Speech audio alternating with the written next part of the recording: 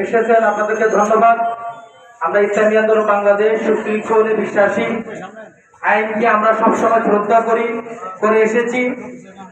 বাকি দুঃখ পরিতাপের বিষয় যে এই দুষ্কৃতিকারী মিজান ভংরা যে ঘটনা ঘটিয়েছে, কোন মুসলমান সেটা মেনে নিতে পারে না। আমরা আলটিমেটাম দিয়েছি, কিন্তু এখনো গ্রেফতার হয়নি। কিন্তু আমাদের বর্তমান পুলিশ সুপার মহোদয় অত্যন্ত ভালো মানুষ, তিনি খুবই একজন বিচক্ষণ মানুষ, বিচক্ষণতার পরিচয় দিয়েছেন, আমাদেরকে আজকে আশ্বস্ত করেছেন। আজকে আমাদের এখানে বিক্ষোভ মিছিল হওয়ার কথা ছিল পুলিশ সুপার মহোদয় কার্যালয়ের অভিমুখে। আমাদের পুলিশ সুপার মহোদয় তার প্রতিনিধি পাঠিয়েছেন, আমাদেরকে আশ্বস্ত করেছেন সেই দুষ্কৃতিকারী মিজান ভনকে অতি সত্বর গ্রেফতার করবেন।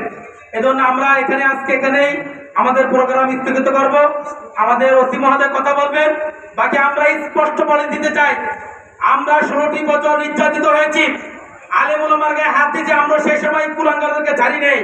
এই আমলে যদি কোনো কুলাঙ্গার এবং এই মিজান খানকে যদি গ্রেফতার না করা হয়, গোলার চর চর করতে হবে। এই সময় যেগুলো ডাকতে হয় আপনারা ডাকবেন তো ইনশাআল্লাহ। এখান থেকে আমাদের ওসি মহোদয় রয়েছেন, তিনি অত্যন্ত ভালো মানুষ। আমরা 48 ঘন্টা সহ 24 ঘন্টা 48 ঘন্টা আপনাদেরকে সময় দিয়েছি।